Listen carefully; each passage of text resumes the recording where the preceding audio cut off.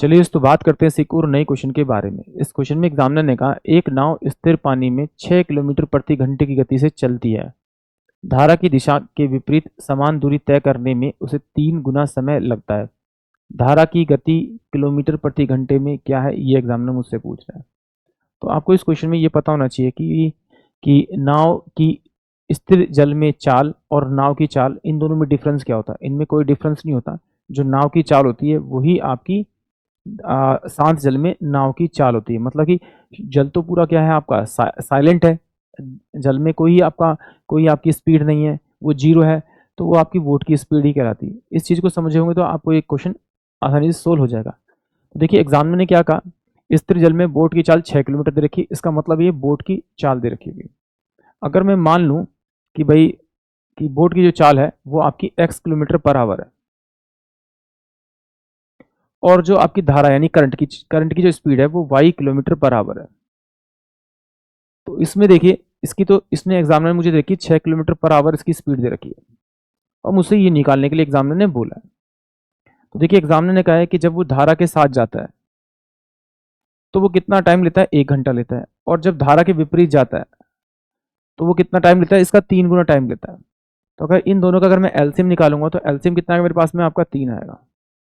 यानी कि ये टाइम है तो ये डिस्टेंस हो जाएगा, और डिस्टेंस अपॉन में टाइम स्पीड होगा तो ये कितना हो जाएगा, 3 किलोमीटर पर आवर जाएगा। ये स्पीड आ जाएगी इसकी, और ये कितना हो जाएगा आपका 1 किलोमीटर पर आवर हो जाएगा। अब मुझे क्या करना है, मुझे एग्जामिनर ने दे रखा है कि बोट की स्पीड देखिए, मुझे करंट की स्पीड निकालनी है।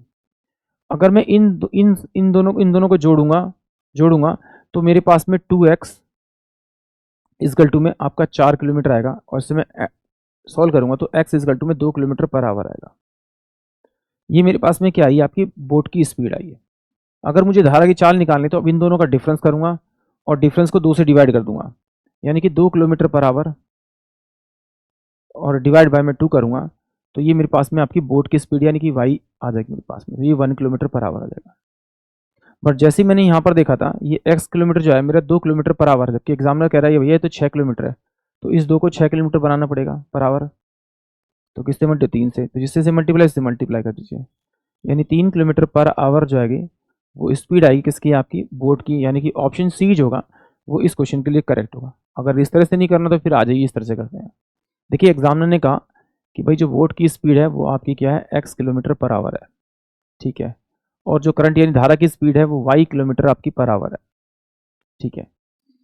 जब वो धारा के साथ में जाता है, धारा के साथ में जाता है तो एक कोई कांस्टेंट डिस्टेंस होगा, डिस्टेंस अपॉन में स्पीड, तो टाइम के बराबर होगा। तो टाइम क्या लेगा आपका, वो लेगा आपका 6 प्लस का आपका y, क्योंकि मुझे इसका तो दे रखा है आपका 6 किलोमीटर पर आवर दे रखा है। ये मेरे से वो कहता है वो टाइम लेगा, डिस्टेंस अपॉन में स्पीड इक्वल टू टाइम लेगा, इतना टाइम लेगा। फिर एग्जामिनर कह रहा है कि भाई जब वो धारा के विरुद्ध जाएगा तो डिस्टेंस अपॉन में स्पीड यानी कि 6 माइनस का आपका वाई वो एक फिक्स टाइम लेगा। जब वो कहता है कि जब वो यहाँ जाता है तो वो 1 घंटा लेगा, और यहाँ जाएगा तो इससे जाएगा तो 3 घंटे लेगा। तो सॉल्व करेंगे, जब इन दोनों को हम डिवाइड करेंगे तो इससे ये कट जाएगा, ये वाली वैल्यू ऊपर आ जाएगी, 6 माइनस का वाई और 6 प्लस का आपका वाई बराबर में हो जाएगा आपका 1/3। तो क्रॉस मल्टीप्लाई करेंगे तो ये 18 माइनस का 3y बराबर में कितना हो जाएगा आपका 6 प्लस का आपका कितना हो जाएगा आपका y।